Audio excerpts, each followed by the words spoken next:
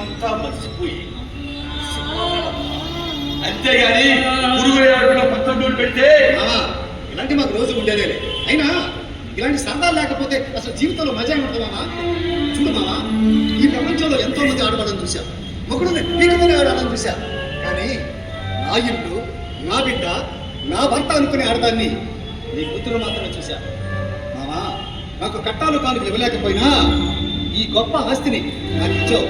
నా గుండెల్లో ప్రాణం ఉన్నంత వరకు ఈ ఆస్తిని నీ గుండెల్లో పెట్టుకుని ఆలోచిస్తాను.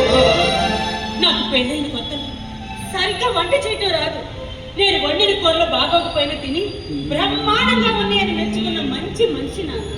నా కూతురికి డబ్బున్నవాడు కావాలి, పొలం ఉన్నవాడు కావాలని ఎన్నెన్నో సంబంధాలు తీసుకొచ్చావు.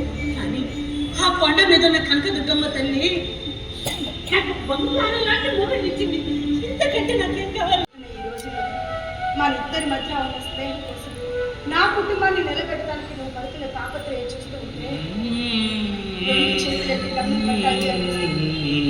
భయపెట్టే శత్రువులు 100 మంది ఉన్నా సరే ధైర్యాన్ని ఇచ్చే మిత్రుడు ఒక్కడుంటే చాలు ఈ ప్రపంచాన్ని గెలవచ్చు అన్నంత ధైర్యాన్ని ఇస్తున్నాడు.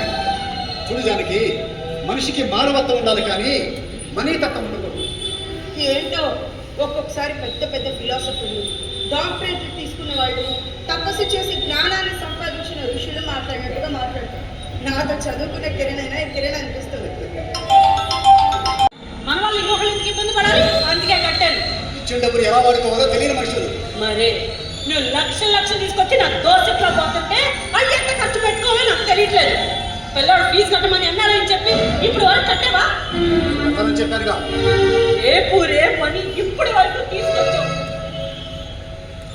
అసలు ఇంట్లో ఉన్న మనుషులు సరిగ్గా ఉన్న తిని ఎన్ని రోజులైనా తెలుసా? 4 నెలలు పైన అయింది. ఒకప్పుడు మేము అడగకుండానే అన్ని తీసుకొచ్చి ఇచ్చావు. ఇప్పుడు నోరు తెలిసి అడుగుతున్నా ఏమీ తీసుకురావట్లేదు. అసలు ఏం జరుగుతుంది? చెప్పిన అర్థం కాదులే. అంత అర్థం కాని సమస్య ఉంది. నేను నీ భార్యని తెలుసుకోవాల్సిన బాధ్యత నాకుంది. చూరాజమ్మా, అన్ని విషయాలు నేను చెప్పలేదు, కానీ ఒకటి మాత్రం చెప్పగలను. నేను బ్రతుకున్నంత వరకు మరికొన్ని విషయాలు తెలుసుకోకుండా కళ్ళ కూతురు జరిగిన ఆపల గురించి చెప్పుకోకపోతే నేను తప్పుడు మనిషిని అవుతానమ్మా. మాట్లాడేది నా కాపుదారు ఏం చేశాడు మనిషి? ఈ మూడు హైదరాబాద్ ఒక అమ్మాయిగా తిరుగుతున్నాడు. దీని అసలు కారణం అదే. పెట్టుకుని మాట్లాడమా? నా నోరు మరి వీళ్ళందరూ నోరు చెప్పు.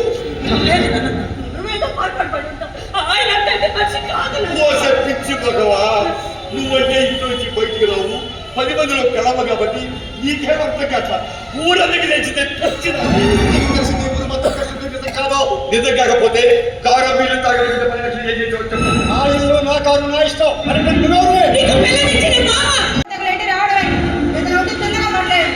నీ వల్ల అవతల నా కూతురు కాబట్టి చెడిపోతుంది. నా కూతురికి నీకు ఎవరి సంబంధం లేదు, దాని మొగుడికి నీకు సంబంధం. మాయ మాటలతో నీ అన్నంతో వదిలేసరి ఆడి కాపులో నిప్పులు కుమ్మరించావు. పొద్దున్నే బాడుకు పోయి సాయంత్రానికి ఇంటికి వచ్చి బెల్లం పిల్లలతో హాయిగా కాలక్షేపం చేస్తున్న ఆడి జీవితంలో నిప్పులు కుమ్మరించావు. ఏ సంబంధం లేకపోతే కారు నీళ్ళు తాగే బిడ్డ పనిచేసు నీకే ఎందుకు ఇచ్చాడు? ఏది ఆలోచిస్తావు? చూడండి, నేనేం చెప్పినా వినే పరిస్థితిలో మీకు లేదు. మీ చేత మంచిదాన్ని సర్టిఫికెట్ ఇప్పించుకోవడానికి నేను రాలేదు. మరి ఎందుకు వచ్చి నేను ఎట్లా ఏడుతున్నానని చూసుకోవటానికి వచ్చావా? నేను 2 నెలల నుంచి మా ఇంటికి కూడా రావడం లేదు. చెప్పండి. హైదరాబాద్ అంటే ఆడుకుపోతున్నాడేమో అనుకున్నాను. ఈ నంగనస్ కోసమని నాకేం తెలుసు? చూడండి, మీ చుట్టూ ఉన్న పరిస్థితులు మీ చేతిలో మాట్లాడిస్తున్నాయని నాకు తెలుసు. కానీ నిజమైతే తెలిస్తే మీరు ఇలా మాట్లాడారు. ఏంది నిజం? అంటే నేను అబద్ధం చదువుతున్నానా? ఆయన నీ ఇంటికి రావటం అబద్ధమా? ఆయన నీకు డబ్బిచ్చింది అబద్ధమా? ఆయన నిన్ను ప్రేమించింది అబద్ధమా? ఆయన నువ్వు దాచిపెట్టి నీ మొగుడు నేను దాచిపెట్టాను. నువ్వు దాచిపెట్టకపోతే ఇంకెవరు దాచిపెడతారు? మీ ఇద్దరు ప్రేమిస్తున్నట్టయితే అప్పుడే నిజం అబద్ధం అయిపోతుందా? అబద్ధం నిజం అయిపోతుందా? మనకి కష్టాలు రాకూడదని దేవుణ్ణి ప్రార్థించుకోండి. ఎన్ని ఎన్ని కష్టాలు వచ్చినా ధైర్యంగా నిలబడే శక్తిని ఇవ్వమని ప్రార్థించాలి. ఈ మాట నువ్వే కదా నాకు చెప్పావు. అలాంటిది నువ్వే ఇలా చేస్తే ఎలా? నీ మౌనం నాకు సమాధానం కాదు. మీ ఇద్దరు నన్ను క్షమించాలి. అయ్యో, పెద్దవాడు అలా మామా ఆ పరిస్థితుల్లో ఎవరున్నా అలాగే మాట్లాడతారు. రాజమా, ఈ మాట నీకు అప్పచెప్తాను అని చెప్పాను. అప్పచెప్పేశాడు. నా బాధ్యత తీరిపోయింది. మనం చేసిన సాయం మనం చనిపోయినా 10 కాలాల పాటు ఈ భూమి మీద బ్రతికేటట్టు చేస్తుంది. అందుకే కష్టాల్లో ఉన్న వారిని వదిలేయకుండా ఒకరి కష్టాన్ని ఒకరు పంచుకొని ఒకరి కష్టాన్ని ఒకరు పంచుకోగలిగితే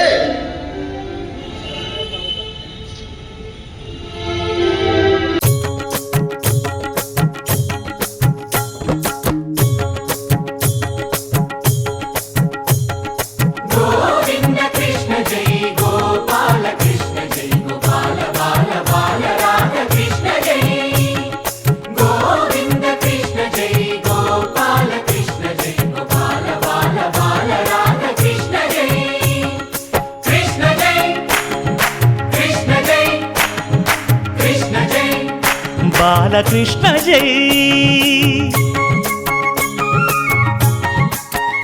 రంగరంగ నువ్వు ఒక దొంగ, ఇంటి దొంగ, చిలిపి చంటి దొంగ, చిన్ని కృష్ణుడల్లె దోచుకున్న దొంగ, వెతికి వెన్నలెన్ను మింగినావు అవలీలగా. రంగరంగా రంగరంగా నువ్వు ఒక దొంగ, రంగరంగా.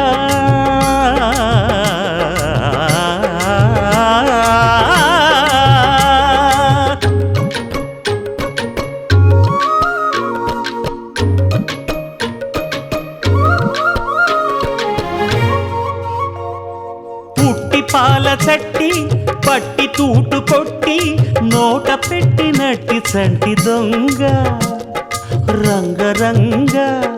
చీర కొంగు పట్టి సిగ్గు కొల్లగొట్టి గుట్టు బయట పెట్టి శుభ్రంగా.